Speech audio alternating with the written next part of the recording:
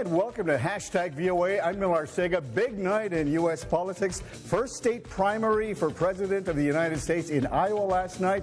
Andrew Palczewski, what's trending? Absolutely. Everybody's talking about the Iowa caucus. Everything from Donald Trump's tweets to Bernie Sanders' strong showing. Virtually a tie between Hillary Clinton and Bernie Sanders. And we're going to talk about all that today. Lots to talk about, but first. Got to do my thing. Roll it, Steve. All right.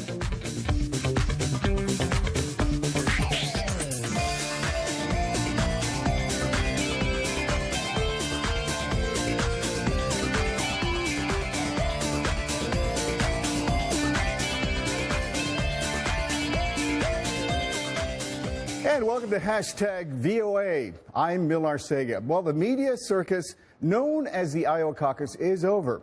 And what a close race it was. Now, in the end, it was Republican Senator Ted Cruz ahead of billionaire Donald Trump. And on the Democratic side, Hillary Clinton claiming a razor-thin victory against Vermont Senator Bernie Sanders. Let's start off with Kane Farabaugh, VOA's Midwest correspondent. And he joins us live by Skype from Des Moines, Iowa. Kane, it must have been a long night for you. Big turnout in Iowa, though. That's your backyard. What was it like on Monday? Yeah, it was actually quite exciting. I mean, there was a lot of energy on both sides of the political aisle here in Iowa. For Republicans, though, it was an historic night. Lots of people turning out to vote for all of the candidates in the field. But really, the big news out of this isn't the fact that Ted Cruz won or that Donald Trump came in second place. It's the fact that Marco Rubio came very close to finishing in second place. He was right behind Donald Trump. He finished in third, but he came almost in second place. And that's really because what happened is a lot of the Republican voters made up their minds at the last minute. A lot of people we talked to, particularly at the Republican caucus that I attended, is that Marco Rubio was the second choice for a lot of these voters. What was happening there in the final days and final hours of the campaign is a lot of people were watching where the candidate they supported was going to finish or end up in polling. And then a lot of them changed their mind and voted for Rubio at the last minute. Kane, this is probably the only time you're going to hear the third place is the big winner, isn't it? This is now a three-way race. Rubio must be feeling pretty good. What are Iowans saying about that particular aspect of it, the fact that Rubio did so well? Well, you know, I think for them, this is really a signal that this is the establishment candidate. I mean, you know, in the 1980s, George H.W. Bush called this the Big Mo, which is momentum. So, you know, really, this is something that Marco Rubio can take from Iowa to the campaign in New Hampshire. I think what this signals is that the Republican establishment, anyway, has figured out which candidate is the establishment candidate. That's Marco Rubio. That could actually help him down the line. Yeah, we'll talk a lot more about him a little bit later. But I just want to ask you, Kane, for someone who's never been to Iowa, you know, right there smack dab, almost in the middle of the country, what is Iowa like? I mean, is it as evangelical, as Bible-thumping as most pundits would have you believe here in the Beltway? You know, it is conservative. It's definitely more conservative than a lot of other places. That's why a lot of people say, you know, Iowa isn't really an accurate reflection of the overall voter sentiment. You have a lot of religious, as you said, evangelical voters here. And that's why Ted Cruz won in this state. It's because he has the support, apparently, of those voters. You know, Iowa, it is really in the center of the country. If you were to ask me to describe the landscape today, I would tell you it's absolutely freezing cold here. The snow has landed. However, it's a good thing that the snow came later because that could have affected turnout last night. It didn't actually snow during the caucus, so I think that's why you saw the record voter turnout. And, you know, Iowa has sent a message. It's that they want an anti-establishment candidate for the Republicans. That's Ted Cruz. They also appear to be embracing the change message on the Democratic side, which is why Bernie Sanders finished so close to former Secretary of State Hillary Clinton. And we appreciate all the work you've been doing there, Kane. I know you're going to be busy. Politicians are off to the next state primary in New Hampshire, but there's a lot more to talk about. Right now, let's go to our Andrew Palczewski with the social media side of the Iowa caucus. And what are people saying, Andrew? Absolutely, Mel. Many people in the U.S. and around the world took to social media to ask, what exactly is a caucus? Now, thanks to digital media, Iowans were not able to just tell them, but to show them. And check out this map from Twitter government showing some of the multiple live videos coming out of Iowa using Twitter's streaming video service, Periscope. Many of those live videos coming from caucus sites in Iowa. And if you clicked on many of those videos, this is what you saw. Media and even caucus participants bringing the world into schools, community centers, and libraries to witness the caucus as it happened. The video you see here from Wired magazine shows the political negotiations taking place as Democrats picked their candidates. Now, for many, this was an eye-opening look into American politics. For Chris, however, it was an eye-opening for all the wrong reasons. I'm thinking in a digital age, still casting paper votes in baskets and popcorn buckets. Turns out that even as the digital world changes, some things like the mechanics of the Iowa caucus stay the same. Now, coming up later, we'll look at how campaigns tried to turn the power of social and digital media into a caucus victory. Mil? All right, we're looking forward to that. Thank you, Andrew. Now, to someone who knows Iowa inside and out, we welcome political science professor Rachel Payne Caulfield, who just released the definitive book on the Iowa caucus. Strangely enough, it's called what else? The Iowa Caucus. Welcome to Hashtag VOA, Ms. Caulfield. Thanks for having me. Rachel, how was this caucus different from past outings, from past gatherings? Did it feel different to you? Has it come of age or what? Well, I think over the past 40 years, we've seen the Iowa caucus evolve in some pretty remarkable ways, and perhaps not evolve in some other ways. The tradition of handing in your piece of paper and putting it in a basket, passing it up front, seems really antiquated. But one of the things that I think has been really remarkable that we saw in 2016 for the first time is we saw the use of social media and reporting apps. For the first time, the two major parties came together. They worked with Microsoft, and they developed a reporting app. This is the most transparent and most efficient reporting of Iowa caucus results that we've ever seen. Is that changing the nature at all of the caucus? I think people are aware of the fact that the eyes of the world are on them. I think we've always been aware of that. But certainly this time around, the eyes of the world were on us in a way that they haven't been before. So, primarily because average everyday people are keeping the world connected to Iowa. All sorts of pictures and videos were coming out, but it also allowed participants, particularly in Democratic caucuses, to communicate across different precinct locations in real time. Professor Caulfield, I'm curious about your reasons for writing the book. Why the interest in the Iowa caucus? Why did you write this book?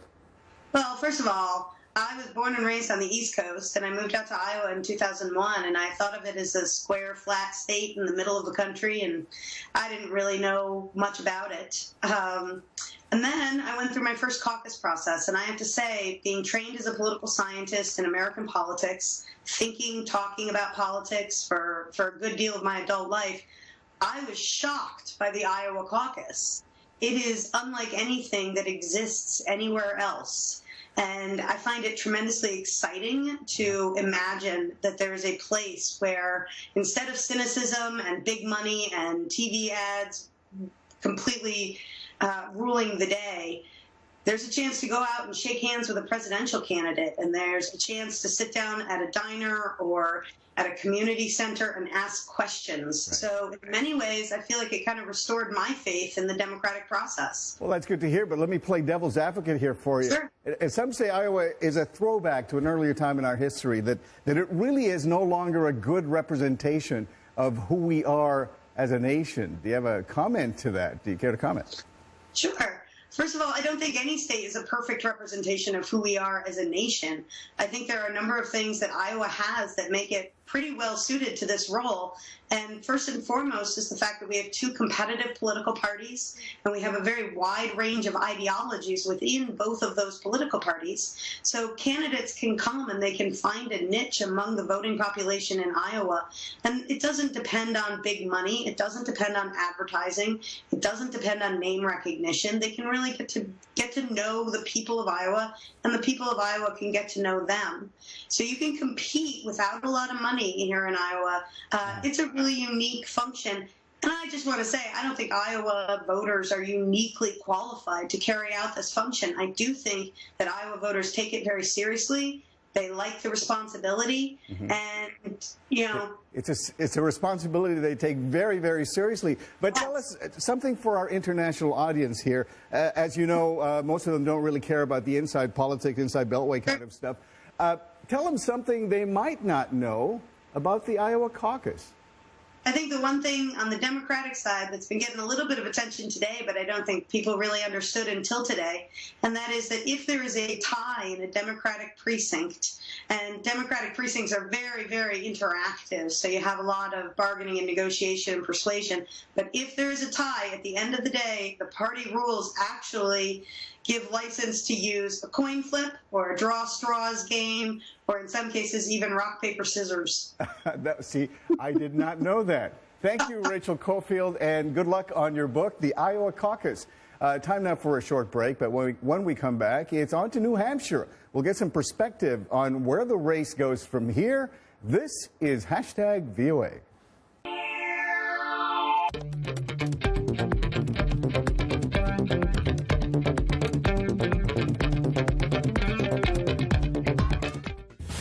For comprehensive 2016 U.S. presidential election reporting, turn to the source you trust most. Voice of America's USA Votes coverage. Only on VOA.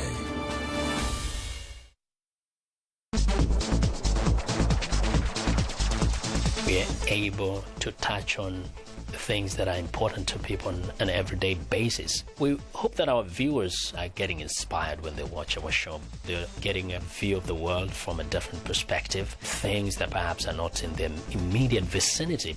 Today, I could put in on the show something that is a little different, a little unique, and this gives me that, inspiration to come to work.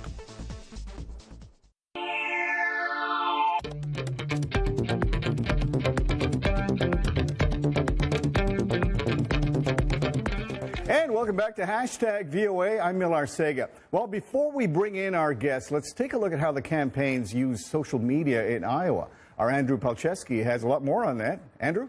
They did indeed use it. Social media proved to be a valuable tool for the campaigns. Traditionally, candidates focus heavily on television advertising to reach voters. But as Matt points out, he's not watching TV commercials. He's on his smartphone and tablet during the commercials. That, he said, is a testament to how digital advertising is the new frontier. Rob reinforces this idea, noting that the Republican campaigns in Iowa that focus not on just TV but on digital advertising were the ones that experienced the most success on caucus night. Similarly for the Democrats, Saul cites Bernie Sanders' strong social media support, especially among young people, as one of the main reasons he was able to beat expectations and virtually tie with Hillary Clinton.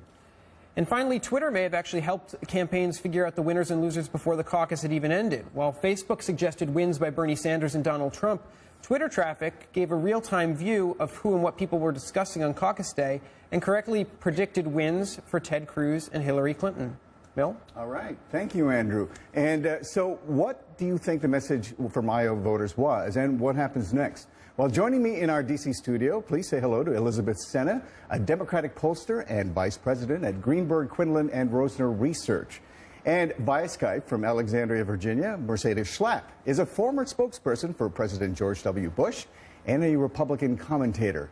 You may have seen her on Fox News. Welcome, ladies, to both of you. Thank you. Mercedes, I guess I'll start with you. A lot of pundits were saying that a big voter turnout would obviously help Donald Trump, but that's not what happened, was it? Yeah, I think that was actually the most interesting assumption that was made, and it misfired. We did believe that, for the most part, the new caucus goers, they were saying in the polls that over 40% would be supporting Trump. Well, what actually happened is that it divided up. So although there were the new caucus voters, about 40%, it kind of split between Cruz, Trump, and Rubio. And I have to say, you got to give credit to Cruz. His ability to really understand Iowa, invest in the organizational ground game. And I just came back from Iowa last night, I got to tell you. And the fact that they focus so much on data analysis and the psychological behavior of these voters, they basically took sort of that foundation that President Obama so successfully did in the last two campaign cycles and really have upped their game. And so I think that's really a proven victory for Cruz in Iowa. And Elizabeth, who played the Obama playbook better? Was it Bernie Sanders or Hillary Clinton? Well, based on the close results, I think it's tough to say. I mean, Hillary definitely pulled out the Obama playbook in terms of organizing and precinct captains and the whole structure, and it definitely pulled her across the line. But Sanders, we saw he also had sort of a grassroots organization with a lot of young people, of which they sort of balance each other out with Hillary Clinton's support among, older and more likely caucus goers, and Bernie's support. We've seen this large age gap in the polls before the caucus occurred, and it resulted in a 0.2%, difference.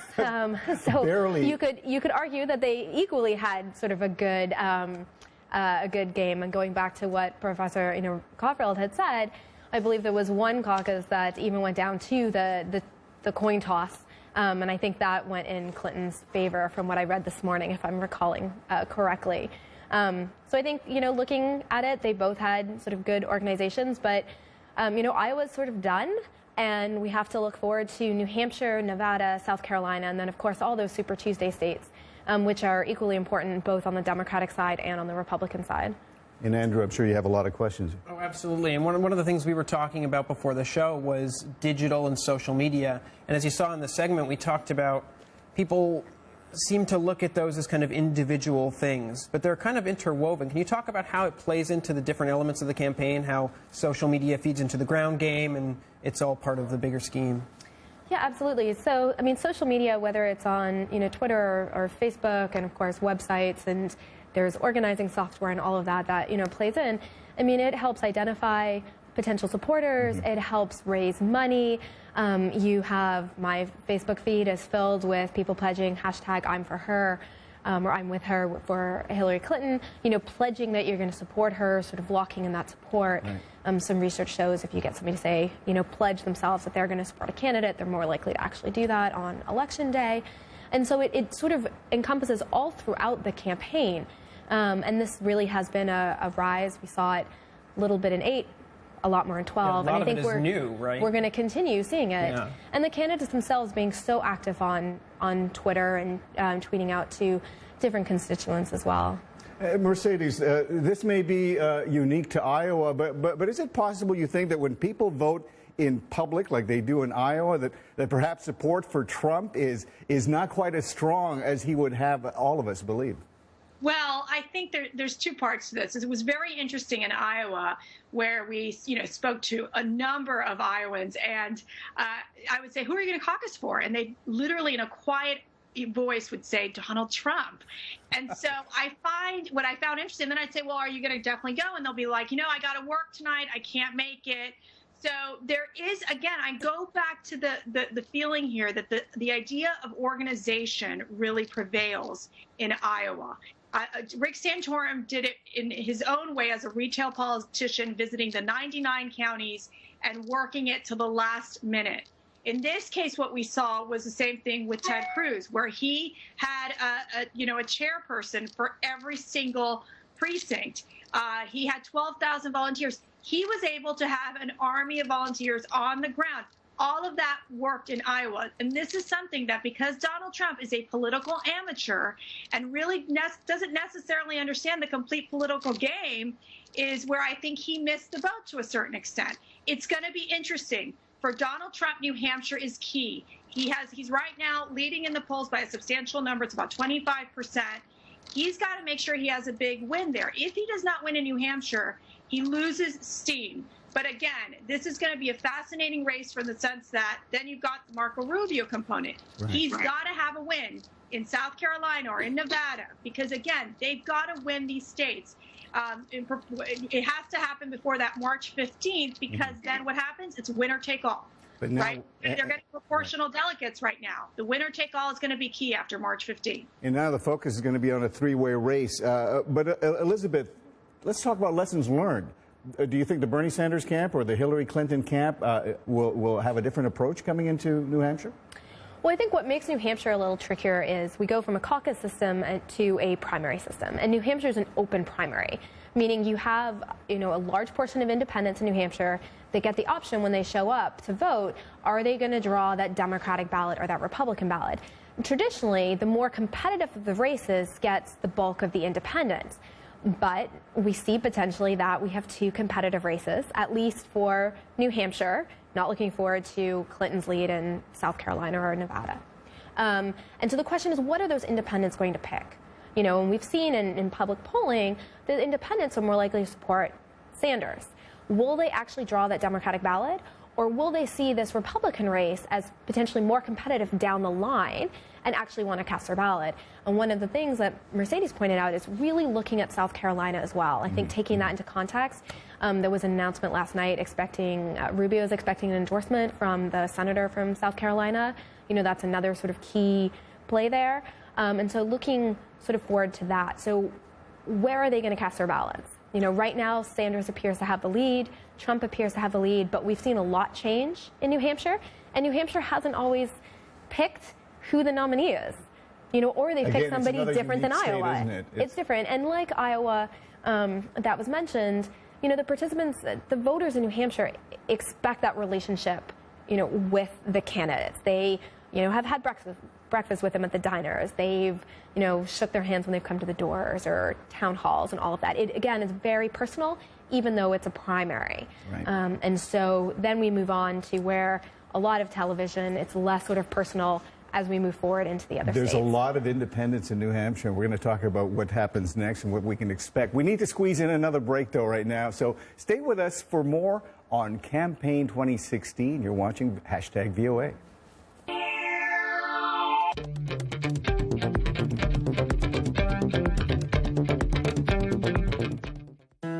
VOA, telling America's story for more than 70 years. The voice speaking from America and the war.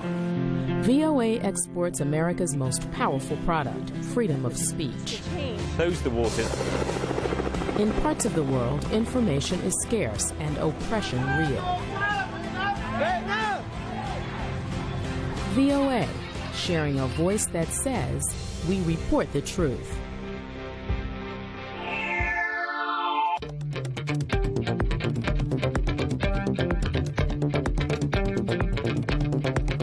And welcome back to #VOA. I'm Mil Arcega with Andrew Palczewski. I just want to reintroduce our guests again. In our D.C. studio, we have Elizabeth Senna, a Democratic pollster and strategist at Greenberg Quinlan Rosner.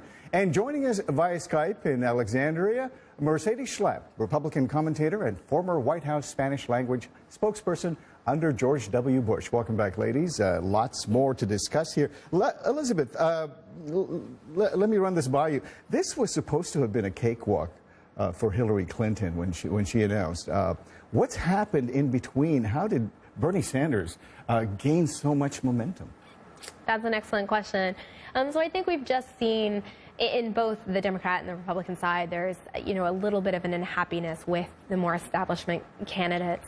On the Democratic side, there's at particular issues. There's a bit of a movement. You know, there definitely is a group that's sort of seeking out an alternative than Clinton. But I do, you know, think as we head down the line that Clinton will be our nominee heading into the, you know, the general election. That's not so clear anymore, is it? Well, you know, it's sort of, again, looking at the entire sort of slate of races coming up. So New Hampshire, we see in the public polling that, you know, Sanders has the lead. But the real question is, how deep can he go in terms of the organization? Who has a tougher roadmap ahead, right? Exactly. You know, I think that he has a tough road ahead. You know, we have seen his fundraising ability with the $20 million announced in January. We'll see what his amount is in the next couple of days, which will help him, you know, go up on TV, which is really, you know, needed. He'll be able to move staff from Iowa into Super Tuesday states and help with organizations. But, you know, Clinton's organization is very deep. It's very sophisticated. And they've known that, you know, they've expected that this race is going to go on for a bit. But this virtual tie is likely going to result in a lot more fundraising for Bernie Sanders and possibly for Marco Rubio. Mercedes, last night we saw the development of what is now a three-way race. My question to you is, is the GOP establishment perhaps breathing a sigh of relief right now? What do you think is going on? You know, I think there's still turmoil amongst the GOP establishment in the sense that, you know, there are those people very loyal to a Jeb Bush. There are those Republicans loyal to a Kasich, loyal to a Christie. And so what's happened is that those, what I'm going to call loyalists, need to figure out if they're willing to give up their candidate to move and support Rubio, meaning that their heart might not be in it, but they know logically he's probably the most common sense choice for them. So I think it's going to take courting on behalf of Marco Rubio to really bring in these other candidates that, it's been an ugly fight. I mean, we've seen it between Jeb Bush and Marco Rubio, and there's going to need to be, the big boys, coming together and saying, we are going to heal this party. We're going to do this together for the benefit of our country and for the benefit of the Republican Party. But it was very clear, and what we do know is that those big donors out there, they've been pumping money into Rubio's campaign, Rubio's super PAC.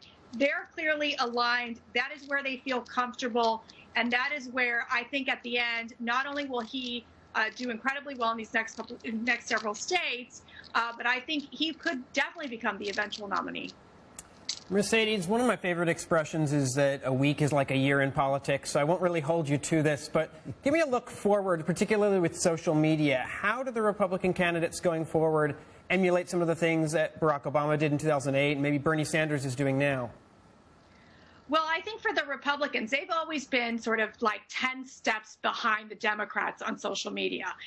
What's been fascinating to watch is that Donald Trump, in his own style, has managed to really command the narrative, not only from social media standpoint, but from the regular TV, media and the networks. So one of the things that I think you're going to be seeing is that they are going to put a lot more money, I believe, in what would be trying to reach the voter via their smartphone, doing the internet ads. I mean, we see them constantly popping up. And what's so fascinating is that it goes down to the micro-targeting. They bring in, like Cruz's campaign, they brought in behavioral psychologists to try to figure out how can I know if you're left-handed, I know if you like to eat popcorn. I mean, it's absolutely fascinating the amount of detailed information and kind of scary that they know about us. So it is going to be an important role. I think to Elizabeth's point, we're also obviously going to see the TV ad game. We see this all the time. It's effective. We know it's effective. But social media this time, Andrew, is going to be incredibly important in each of these races. So, Elizabeth, on the Democratic side, who do they gear up for now in New Hampshire? Do you see Hillary Clinton attacking Bernie Sanders, or is she going to be looking ahead and looking at Rubio, perhaps, or Trump, or any of the Republican candidates? Where's the fight? Where's the fight? Well, I think she has to prepare for both. I mean, she has a competitive primary coming up with Sanders, and there's talk of having a town hall debate discussion. Does she have to hit harder this week against Bernie Sanders, and does Bernie Sanders have to hit her back harder? I think she needs to make the contrast clearer, and she needs to continue to make her case why she should be the nominee, and also look towards the electability and her experience that she has heading into the general. I think regardless of who the Republican candidates are, and there's candidates that the Democrats would prefer to run against in the general election than others, but I think it's going to be a tough race regardless. Yeah. And so, she's battle tested. She can run a solid general election campaign. She is electable. She has that experience. We're in a tough environment right now with the economy, with national security, and she has that experience. And I think she needs to make that case, as we head into, all of the states. Mercedes, we're running a little bit short on time, but we've already seen two candidates drop out. Martin O'Malley on the Democratic side. We've already seen Mike Huckabee drop out. Who's going to be next in the GOP circle? I guess I'm curious about what happens to Jeb Bush. Well, I think Jeb Bush will stick it out through at least South Carolina. His brother's very popular in that state. Obviously, former President George W. Bush. He still has millions of dollars that he could spend. And I think he could do better in New Hampshire. I mean, better is not significant. It's going to be interesting to see how the numbers shake up in this next week because of Rubio's win or Rubio doing so well. So I think for Jeb Bush, he could stick in there for a while. I think you're looking at more like Rick Santorum, maybe Carly Fiorina. I mean, those candidates who could. The race is definitely tightening up. I do appreciate having you there, Mercedes Schlapp and Elizabeth Sena. Thank you so much, but that's all the time we have. I'm glad you could join us from all over the world to watch #VOA. In the meantime, do visit our website, voanews.com, #VOA, and tweet us with your comments and questions.